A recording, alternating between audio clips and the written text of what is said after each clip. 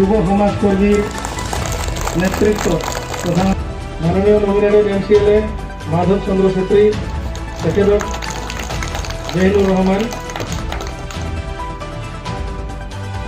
Bengal BCDC chairman লগতে এই organising কমিটির চেয়ারম্যান क्रिकेट एसोसिएशननि बानजायनायाव इंटर क्लाब मोनसे क्रिकेटनि टुर्नामेन्ट जानो दिनै जागायबाय आरो बे हाबाफारिखौ आंखौ बेखेवनो दायथ' होदों चिरां जिल्ला क्रिकेट एसोसिएशना। बेवहाय आं मिथिनायाव 10टा क्लाब दङ। इंटर क्लाब टुर्नामेन्टआ दिनैनिफ्राय आरम्भ जासिगोन। आं मिजिंथिदों बे टुर्नामेन्टनि गेजेरजों गामियारि ओनसोलनि जि क्रिकेट गेलेनायनि प्रति जि गोसो बोनायनि जि हाबाफारि बेयो मोजाङै जाफुंसारगोन। कारण जों नुदों क्रिकेटआ खालि टाउनावल' एसे माने पपुलार दङ, गामि गामि पपुलार बेखौ खालामनांगौ दं।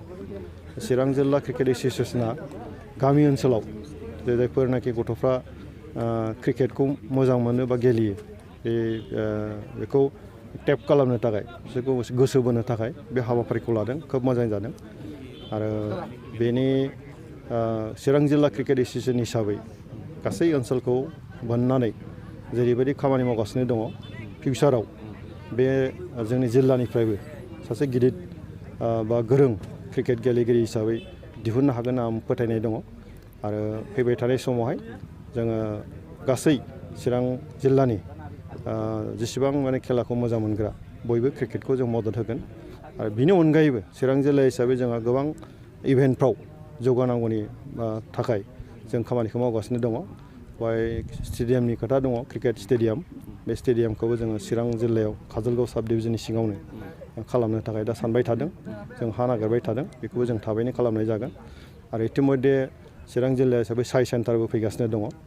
क्रिकेटनि बागै जिखिनि इनफ्रास्ट्राक्चारनि प्रयजन दङ बियो थाबैनो जाफुंसारगोन आरो ओनसोलाव सुबिदाया जथेस्थ' फैगासिनो दङ। आरो बिटिआर सरकार हिसाबै स्पेसियेलि स्पर्ट्सआव इम्पर्टेन्स होनानै गोसो होनानै खामानि मावनायनि मोनसे थासारिखौ दिनै लाबोदों।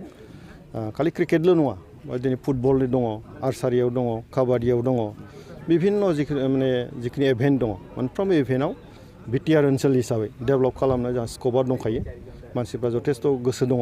खालि जों बेखौ अर्गेनाइज फर्माव जोङो लानानै थांनांगौ दङ। दिनै जिल्लानिफ्राय थांगोन स्टेट लेभेलाव, नेसनेल लेभेल थांगोन, इन्टारनेसनेल लेभेल थांगोन। फुटबलावथ' जों नुखाबायानो नेसनेल इन्टारनेसनेल गेलेनाय।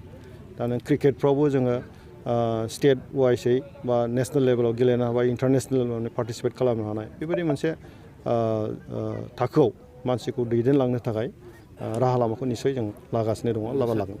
जे बोसोरसेयाव जोंनि बिटिआर सरकारा मा मावखो होननानै मोनसे सरकारा सालायनो थाखाय फिल्डआव खामानि मावनायनि सिगां प्लेनिं खालामनांगौ गोनां जायो। जे गंसे न'खौ लुनोबा मोनसे बेहाय ड्रयिं बानायग्रोनांगौ जायो, आर्किटेक्टखौ हमग्रोनांगौ जायो, होमबासो न'खौ नों मोजाङै लुफुंनो हायो। थ' जोङो बिटिआर सरकाराव प्रमद बर'नि दैदेननायाव जि समाव जोङो समायखिरा लाबाय प्रमद बर'आ, बेहाय कर'ना लोगो मोनबाय, खामानि मावनो जथेस्थ' सुबिदा मोननाय जायाखिसै, इलेक्सन थांबाय। खिन्थु बिनि गेजेरजोंनो प्लेनिंखौ खालामबाय थानाय जादों जे मोनफ्रोमबो डिपार्टमेन्टखौ मोजाङै बोरै मावफुंनो हायो। थांनाय 17 बोसोराव BPF सरकार दंमोन, बिथांमोना बायदिसिना थासारिया मा खालामदों बेखौ रायजोफ्रा मिथिगौ। दा गतिके गोदान मोनसे डिस्ट्रिक्ट बुंनायनि गेजेरजों सरकारनिफ्राय जि एसे थाखा थाइसे फैयो बेखौ जाहाथे मोजाङै बाहायनानै रायजोनि जौगानायनि खामानिखौ मावनो हायो। बे मोनसे डिस्ट्रिक्ट बुंगिनि गेजेरजों दिनै प्लेनिंखौ खालामबाय थानाय जादों। प्लेनिङा जाबाय, दा मिशन आकारै खामानि मावनो नागिरदों, देख्लायबाय।